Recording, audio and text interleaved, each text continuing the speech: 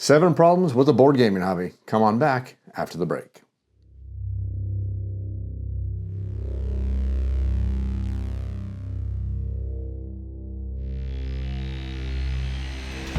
Hey everybody, welcome to the Shelf Board Game Reviews. This is a YouTube channel dedicated to the tabletop game behind me. In this video, we're going to talk about 7 problems, maybe a couple good solutions for our board gaming industry and the hobby we so greatly enjoy.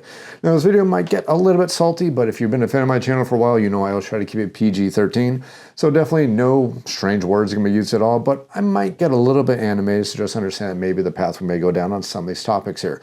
Of course, this isn't going to be all about bashing industry, bashing companies, or anything like this. I'm actually looking for some good solutions here because some of the problems I see we have here, I don't think we need these problems. We don't have to have these problems. These are problems that are kind of, I hate to use the term man-made, but these are problems that are created inside our industry and they really just need to go away. Now, if you have any comments or questions, make sure you leave them down in the YouTube comments down below. I will definitely do my best to answer your questions as quickly as I can. I appreciate all of you taking the time to watch my channel and also commenting, so I make sure I answer all of those questions. Also, feel free to email me off the shelf board game reviews. That's otsbgr@gmail.com. I also answer those emails as quickly as I can.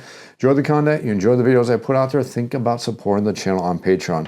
Now, the channel is 100% sponsor free. No games, no gimmicks, or anything like this. All the content you see that comes out there basically comes out of my own pocketbook. I'm about to hit my 10-year anniversary next year and be absolutely fantastic for me to hit 10,000 subscribers. So let's go ahead and work on that goal together.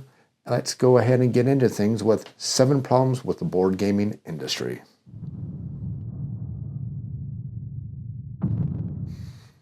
Number 1 on the list is Kickstarter itself. Now, I'm going to come out here swinging pretty hard, and I know a lot of people are going, oh, not Kickstarter. Yeah, Kickstarter does have its problems. Now, this part of what I'm going to talk about here is definitely not going to be focused on 2 very strong demographics when it comes to Kickstarter. Kickstarter has 2 strong demographics which are never going to agree with anything I say here. The very first one are going to be the resellers. People work through Kickstarter and through eBay, make a profit. They want Kickstarter to continue the way it is because they have profit margins they want to meet. And a lot of these people keep businesses, and I don't begrudge anybody for wanting to keep a strong business. That's perfectly fine. That's our modern society. That's modern commercialism, and I really don't have a problem with modern commercialism. That's how we all vote with our dollars. The other thing that is probably never going to agree with anything I have to say here are going to be the people who are the truly altruistic people. Those are the people who are really okay giving their money to somebody else, and they don't care if they get a reward. They just, more than anything, enjoy the concept of just giving somebody some money to hopefully help their dream come alive. Those are the 2 groups of people who are never going to see a problem with Kickstarter. I'm not in either one of those groups, so let's go and talk about a couple problems with Kickstarter and maybe look at some solutions. But before we go any further, what exactly is Kickstarter? Kickstarter is not a pre-order system. Kickstarter isn't even a very fancy online commercial retail space at all. Commercial is a donor system. That's one thing we all have to agree on here. Kickstarter is purely 100% a donation system. You are donating your money to somebody in the hopes that they're going to give you a reward. There's nothing basically forcing people to do anything that. They can take the money, they can say, sorry we failed, sorry we succeeded, or sorry we succeeded at the sliding scale. You go ahead and look at some current projects out there, and I'm just basically picking up some current projects out there. I'm not basically nitpicking on anybody, just trying to keep up with the current events. You can go ahead and look at Forbidden Games with the Mosaic game. They basically, when the original Kickstarter came out, they said that we are going to bring out this game with a whole bunch of these things that are going to be inside it when the game gets delivered to you. That was basically the promise made to all the backers. Well, when they actually put the game out there, there was things that were not in the final product. Unfortunately, those things were never commented until the backers received their projects and said, hey, where's the plastic bases and how come I'm missing a whole bunch of coins? And the reply from Forbidden Games was, well, I'm sorry, we do reserve the right to change what we're doing, and we had to do so to meet our margins, and that's why we did that. Now, I'm not going to give any opinions on that here, just kind of give an example. Another really good example here is Cool Mini or Not. Cool Mini or Not is really definitely feeling the crunch from the shipping crisis. Matter of fact, there's a Time article that you can go read. It's actually talking about the shipping crisis. I'll leave a link here and also down in the show notes down below that really talks about the shipping crisis that we're experiencing. That is, while it's not as bad as it was, it's definitely not as good as it was also in the past. Things are still pretty atrocious when it comes to shipping. You have time delays, you have costs, you have all these things that are just basically skyrocketing, and I don't see them ever rearing and correcting that ship to go back on the original course that we had 3 years ago. Things will get better, but they're never going to get as good as they were. But talking about Cool Mini or Not, and they're not even the only company that did this, but they had to go back to the drawing board and either ask their patrons, the people who donated money to them, to say basically, we need more money for shipping. And we're not talking 10%, 15%, or 20% more money. We're talking like $300,000, $500,000, or quite a bit more.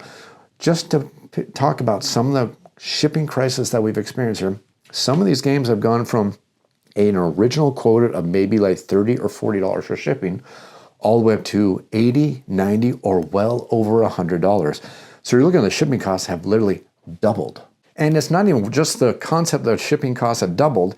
We actually have games that are actually being held hostage. You can go ahead and look at the Mythic Dungeon Kickstarter, where they basically said, yes, we know we're a donation company. Well, they didn't really say this. I'm pretty much making sure that we all understand what Kickstarter is.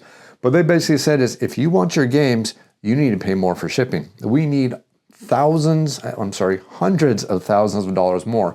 If you don't pay it, your games are going to sit in a warehouse and they're never going to arrive to you. So basically, in effect, those games were held hostage on them people, and there really wasn't much you can do about it except, well, give them more money. And of course, now we come into the next problem that we see from Kickstarter more often than I would like to say. And in the global scheme of things, but it's all us being a little bit immature about things, but it's going to snowball into the second thing I do want to cover. Sometimes these games that we back on Kickstarter come out to retail first. This is where I'm going to talk about us being a little bit whiny here in a second. That's not a big deal. I really don't care if my neighbor down the street gets a game before me. I don't care if somebody overseas gets the game before me. As long as I get the game. As long as I get the game that I backed and it comes to my house, I don't have a problem with that.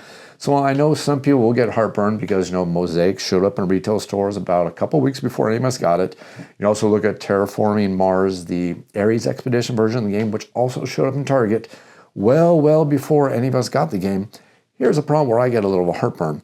If I, as a donor, again, I know we're all donors on Kickstarter, if I, as a donor, donate money to you to help you get your project to come forward, to come to life, why am I seeing it cheaper in retail? This is something I should never, ever do. I should never donate my hard-earned money that I worked very hard to earn myself, give my money to you in the hopes that you use my money properly, and then be able to go down to my local retailer and say, well, that's cheaper than what I paid for it. Why is this cheaper in retail? Now you can go ahead and say, well, they got costs. Well, those costs are the same cost to me that they go to the retailer. So if it's good enough for the goose, it's good enough for the gander, or if it's good enough for the retailer, it's good enough for me. So it's something that can become extremely frustrating. Now, if we're talking like a couple dollars, I can kind of live with that. Or if we're talking about the fact that it's a shipping cost have been passed along to me, well, I get a little bit of heartburn on that. Where I get a lot of heartburn is when the retail package is cheaper, has everything in it that's pretty much the same, and on top of that, it's cheaper there than what I had to pay with, plus I had to pay shipping on top of it. To me, that's a major, major no-no, and that should never, ever happen. Now, I know for some reason, some people like to justify this practice. I don't know why, because it makes absolutely no sense. It's one of the reasons why I'm backing less and less Kickstarters these days, because I'm looking at the game and basically saying, yeah, the game looks good. If it's good enough, I know it's coming to retail, because I can probably get a retail and probably get a whole heck of a lot cheaper. Basically, the entire Cool Mini or Not catalog has basically fallen in that category for me, because every game that's been on Kickstarter for Cool Mini or Not has been cheaper at retail, sometimes up to 40% cheaper. And oh yeah, I never paid shipping for those games. And all these shipping issues I've already talked about kind of also snowball into the next issue that's kind of a problem with Kickstarter. We are looking at extensive delays. Now, there are plenty of Kickstarters that come out there that are only delayed by a month. And again, looking at the grand scheme of things, because I'm always one of those people as I play, see both sides of an argument here. It's just my way I am here. Yes, I see that a game getting delayed. It's a me issue. It's not a big deal. If you look at the grand scheme of things, look at the wall board games I got behind me. I got plenty of ways to keep myself entertained. That's not what's kind of bothering me. It's the fact that the games get extended and delayed, extended and delayed, extended, delayed, sometimes for months and sometimes for years. And the reason why these games are being extended and delayed isn't because of a manufacturing issue. It's because the people putting the game together, putting the Kickstarter together, were not ready to go to Kickstarter when they went out there. And then when they finally put the project out there, they kind of got distracted by a squirrel off in the distance, and you see that they're not making any movement with the project for sometimes months and months and months at a time. You will sit there and look at their updates. The updates are basically like, we changed a line of code, or we double check some paperwork. It doesn't take months to check paperwork. It doesn't take months to check these things. Yes, I do realize that some things, especially in the manufacturing process, when we're talking about plastic and miniatures, yeah, we see a lot of delays there because there's lots of back and forth between, here's my 3D models, I'm sending them off to you, you send me the renders, or you send me the actual pre-made, so send them back to me. Yeah, this is not what I wanted. This is not what I paid you for. Here's my 3D models. Again, showing the changes that I want in this product. You send me the plastic renders. Yeah, we're getting closer. Let's work together and find that happy medium between the quality I want and the quality I actually paid for. Yeah, I do get that.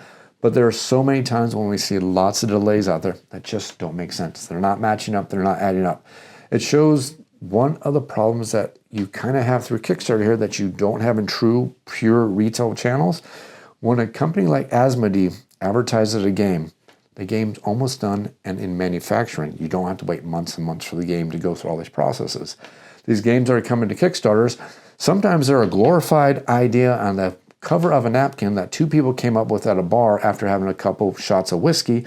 Sometimes these are games a little bit further along, but a lot of the times these are games that are not ready to go to Kickstarter yet. These are games that should be worked on more. These are games that should get more playtesting done, more stuff done for them, because these are games that are definitely not ready for the prime time on Kickstarter. And then finally, we have the ultimate problem with Kickstarter, and again, this is all because it's a donor-based system, is you have no guarantees of getting a reward or getting what you back or even it coming close to what you were promised. These are things you'll never experience on the retail channels because Kickstarter has no guarantees. There's no true support for the customer. This is not a very pro-consumer type of situation here. Whereas if I go to a retail channel, if I go buy something and the box says all the components are in there, and if I open the box and I say, we decided to pull out some of the components, I can take the game back and get my money back. It's kind of like if I go to a car dealership and if I walk to the car dealership and say, that car right there looks really, really nice. It's got a towing package. Oh, I like that. It's got all-wheel drive. I like that really good. Great fuel economy. Yeah, I'm all for that. I buy the vehicle, I drive off the lot, and I find out that no, the fuel economy isn't there. The towing package, it was an extra thing that they never got quite working properly, and the all-wheel drive, well, it only works when it wants to. But they said it was going to be there. That's kind of the same idea. Yeah, I know I'm taking this to the really extreme here with a very stupid example, but that's kind of what Kickstarter is basically. There are no promises. There's a thread over on Board Game Geek. I'll leave a link down in the notes below and put it up here for you guys here. Just go check it out. With tons and tons of horror stories. We're talking like hundreds of horror stories from games that some people were big companies. You can go look at Super Dungeon Explorer, which was $1 million plus Kickstarter project that basically evaporated. You go look at the Robotech thing from Palladium Games, which definitely never won anything. That was close to $800,000 for that Kickstarter, if I remember correctly. There's lots of Kickstarters that do really, really well financially and then basically disappear. And some of these should have never been disappearing because those were things that really, really, if they would have been managed a heck of a lot better, should have shown up.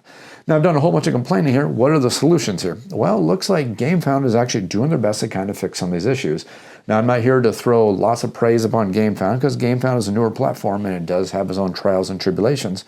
But GameFound seems like it's actually doing its best to try to fix some of these issues. They recently suggested that they're going to have a better way to help protect the consumer.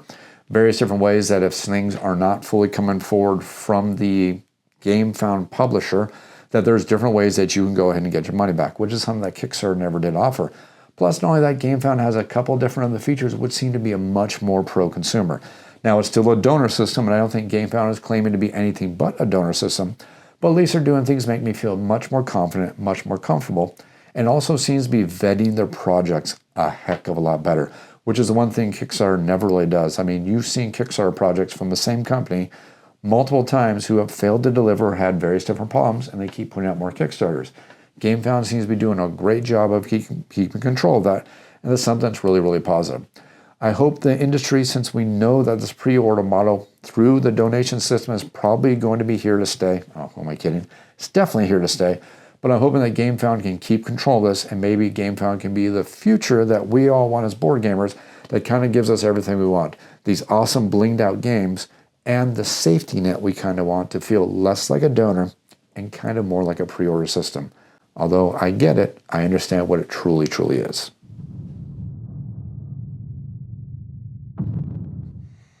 Problem number 2 is forced scarcity or the implied fear of missing out, which is something that we see a lot.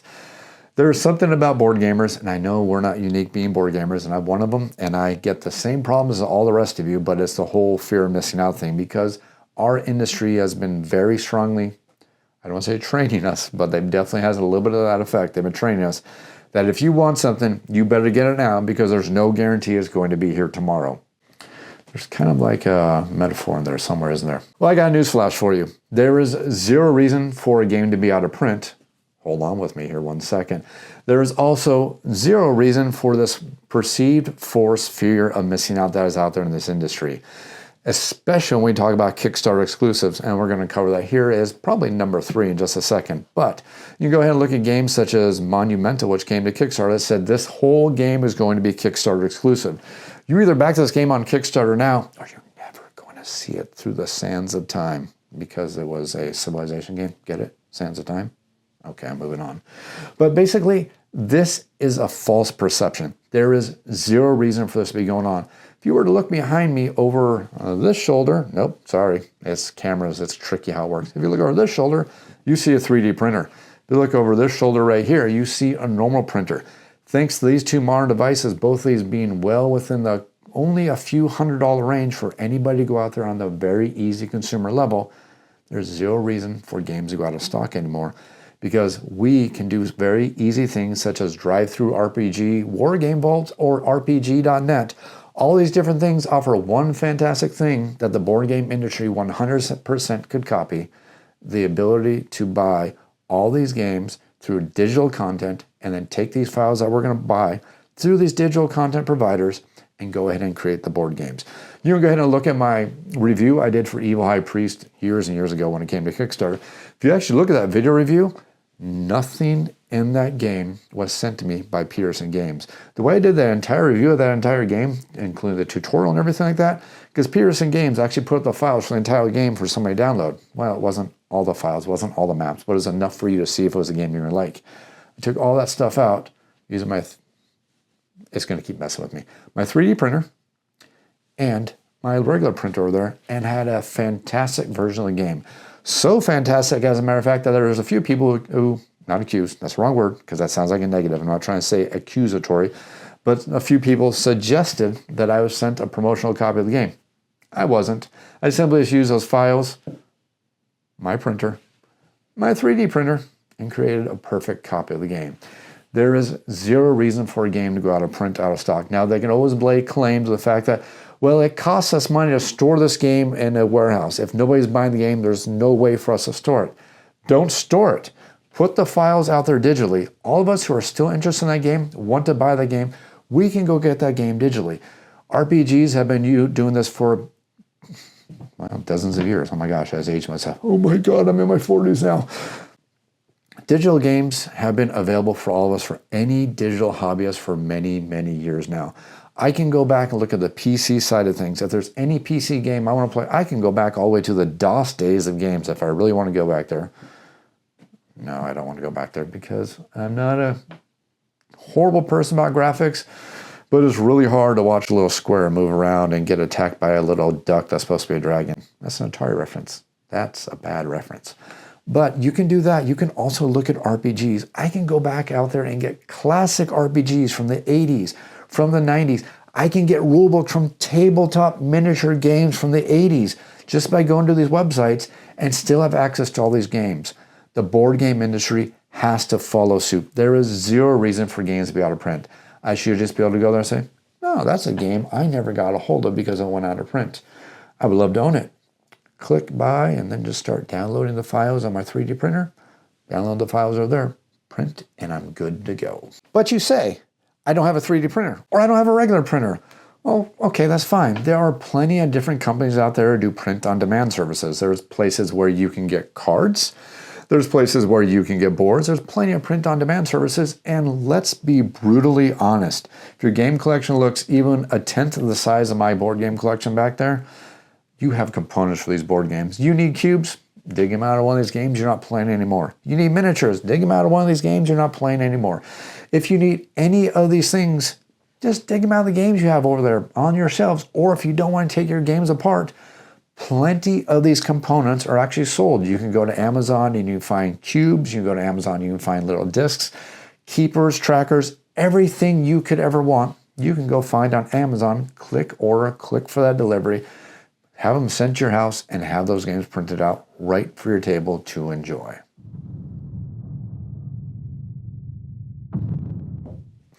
Number 3 is exclusives, and we're not just talking about games that are only available on Kickstarter, like Monumental, I've already mentioned over here. We're talking about absolute 100% Kickstarter exclusives. This kind of dovetails for number 2, which is the fear of missing out. And we know that these Kickstarter exclusives are there 100% for 2 reasons. One's going to be very, very negative. I'll make that the second reason.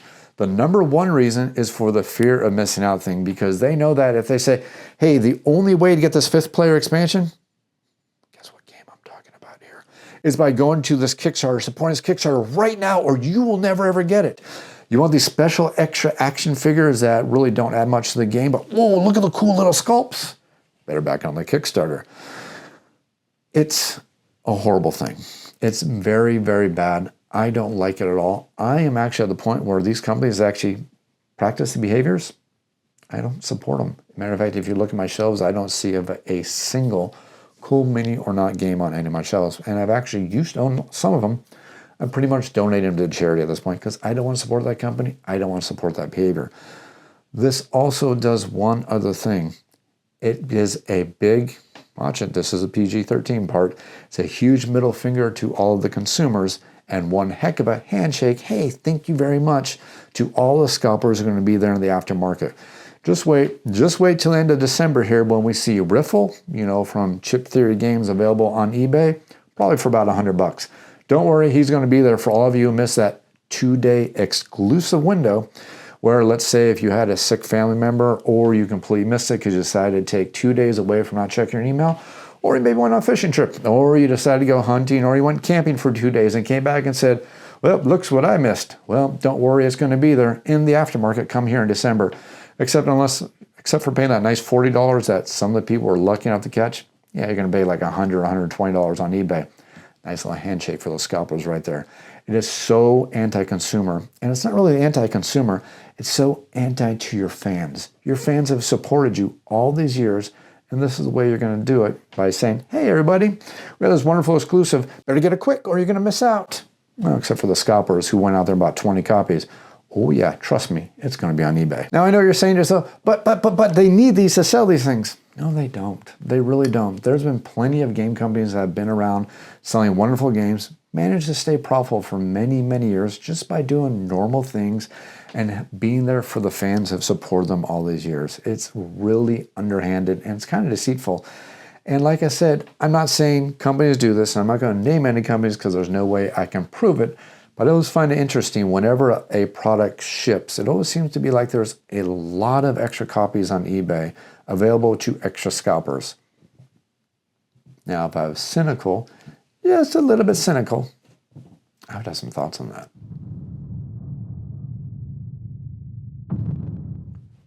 Number 4, rulebooks. Oh, dear Lord in heaven.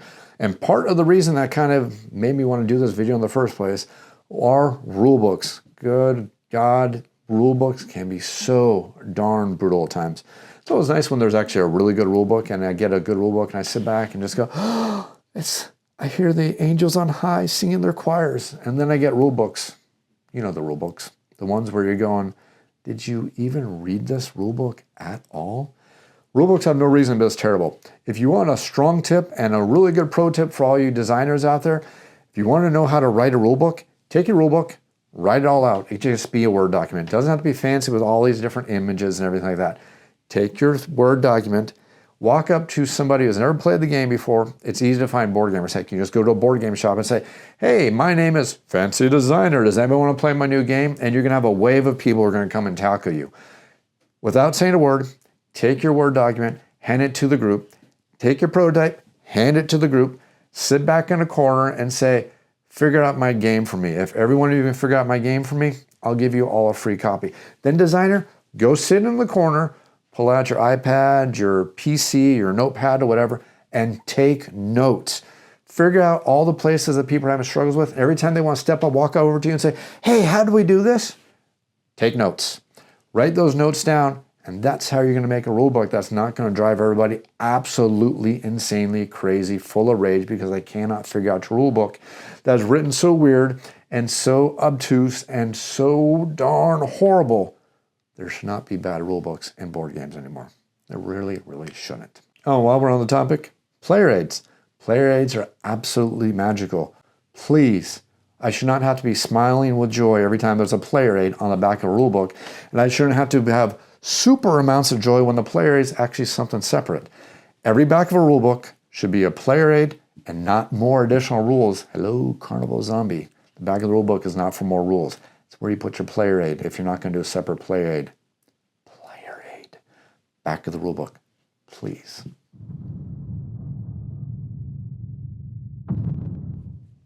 Number 5, reinventing the lexicon. Why, oh why, oh why are we constantly reinventing the lexicon? This kind of dovetails off the rulebook issue, but it's not really a rulebook issue. That's why this is going to be number 5. Please stop reinventing the lexicon on very common board game terms and stuff that we have accepted as terms. It makes it so darn much harder to learn how to play your game. If I'm trying to learn a rulebook and learn a whole new language, I'm learning 2 things at the same time. I don't want to learn 2 things. Let me just learn one thing, your game, because that's why I bought it, because I want to enjoy it. For example, Carnival Zombie. I don't need a lane to be called a cave, and I don't need a quadrant to be called a pit. I don't need the standard game to be called a campaign. Seriously, do you have any idea what the word campaign means? Campaign means that I'm going to play through the game, and everything I'm going to do is going to carry forward to the next game. Now, I guess I know some of you are about to pound furiously on your keyboards and say, but, if you fail at Carnival Zombie, you do get the failure scenario where you're going to get one little extra spiff to replay the game again. That's not a campaign. That's a handout for you because it says, the game's hard. I'm okay with that. Trust me, I love Carnival Zombie for the fact that it is a really hard game. I'm actually bored with easy co-op games. Sorry, tangent there. But it is really, really, really frustrating when we're getting these things happening and we're having to learn all this new lexicon about all these games. I don't want to learn new words. I don't want to learn new terms. I want to learn your game without having to learn a new lexicon. I know you're trying to be witty. I know you're trying to be funny. And I know you're trying to be thematic, but you're not. You're making it so much harder to learn your games. Please, there's an accepted lexicon. Stick with it. It would make all of us so much happier. Or actually don't, because then I won't be having a reason to make these tutorial videos anymore. Selfish reasons. Keep on keeping up with those confusing rule books. Nah, let's fix this issue.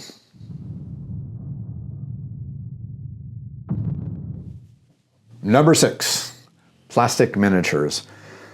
Okay, now I know I'm going to have to get, well, not have to. I know I'm about to get a lot of heat here because a lot of you are going to say, but we love our plastic miniatures. And I know there is a very strong subset of people here who are actually painters. I know because I actually know some people who are like this. They will actually go out there and buy board games. They have no intention of playing the game at all. They're literally buying the game because of the plastic miniatures. They want to paint up those miniatures because it's their hobby. Their hobby is painting. But for the rest of us, we don't need all these plastic miniatures all the darn time. We don't need so many of them. We don't need all of our games to have them. There are so many games that have plastic miniatures nowadays that really just don't need them. Yes, I get it. I know it does make the game look better, but it doesn't make a bad game good, even though that is what the real structural problem here that I want to cover here is. It seems like miniatures are starting to make up for gameplay, and unfortunately, we're starting to get a lot of games that are really super average games that are being sold just for the miniatures. And I think that's where the hobby is starting to do a strong negative for. We don't need all these sub-average games which have really cool miniatures in them. What we need are more really good games, and let the miniatures be, yeah, they can be there, they can be a bling type thing, but it's doing 2 things for the hobby. One, it is skyrocketing the prices of the games so darn high. I remember the days when you can get games for $50. Pretty decent games. That does not exist anymore. Nowadays, we're looking at $100 games, $150 games, or if you want to look at the HeroScape thing that is on the Hero Labs pre-order system from Hasbro, how about $250 just for a whole bunch of plastic? Wow, $250 for a board game. To me, that's a heck of a lot of money for one board game. For that $250, I can think of a lot of board games that don't have tons of plastic in them that I can get for that $250. That's going to give me a lot more gameplay, a lot more variety, and dare I even say, a lot more fun. I am personally actually at the point in my board game collection where if there's two versions of the game, one that has miniatures and one that doesn't have miniatures, I'm getting the non-miniature version of the game. You can look at the game, The Great Wall from Awakened Realms. I happily backed the version that did not have miniatures. By the way, it's cheaper to buy. Go look at the Kickstarter if you don't believe me. It was actually a lot cheaper to buy. And the game is fantastic. It looks wonderful, and I actually think it looks better aesthetically with the wooden meeples. I love how they look on the board. I love the feel, and it just, to me, seems so much better. Saved some money, and I got a game that I could really greatly enjoy, and I had money left over to go buy other things that I may want. I'm bling out games in other ways, shapes, and forms. Now, I know some of you are yelling at the screen, but I love my miniatures. The great looks and the way everything looks, that's where everything should go. Well, then go buy Kingdom Death Monster. It's about $600 these days. Comes with wonderful looking plastic miniatures. If all the plastic makes the game play for you, there's a good game for you to go check out. And honestly, plastic miniatures are one of the biggest causes of all these delays that we are experiencing with all these board games that we so greatly enjoy. The rules are written. They stay written for a long time while the factory and the publisher or the designer go back and forth for months and months and months trying to get the molds that can produce the miniatures to the quality and the expectations that everybody has so the game can be delivered to the backers. If we got past all this reliance on all these plastic miniatures, we would get rid of a lot of the delays we're experiencing in the hobby, and I think a lot of us probably be a lot happier.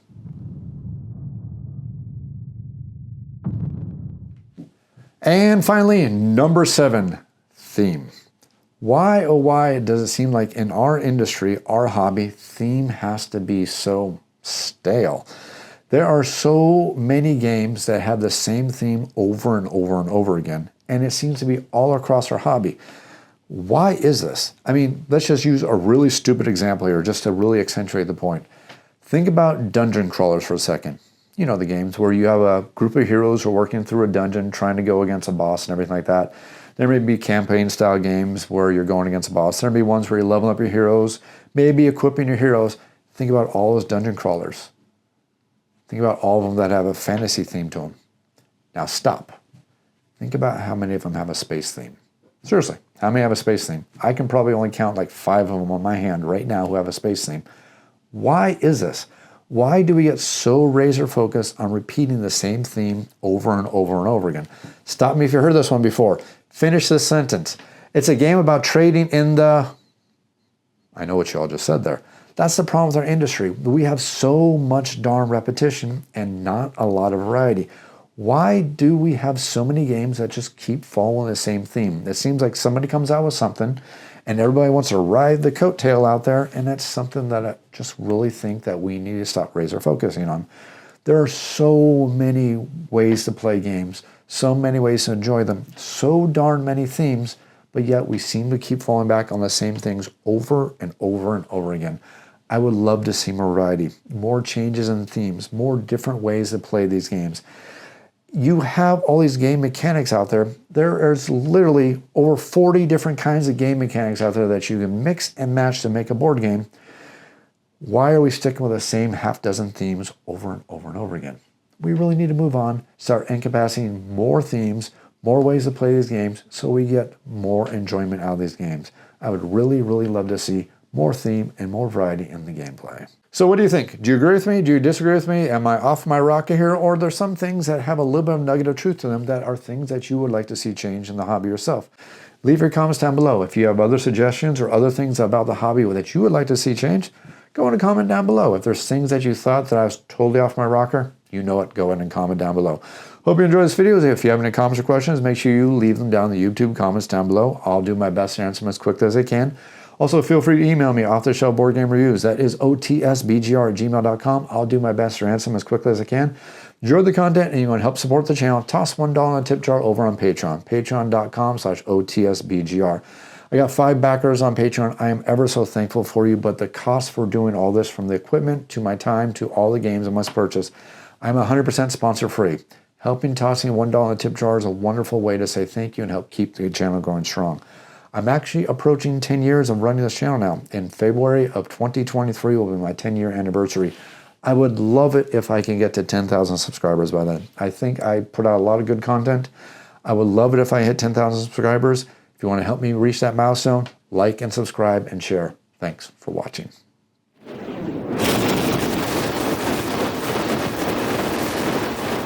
Problem number 2 is force scarcity.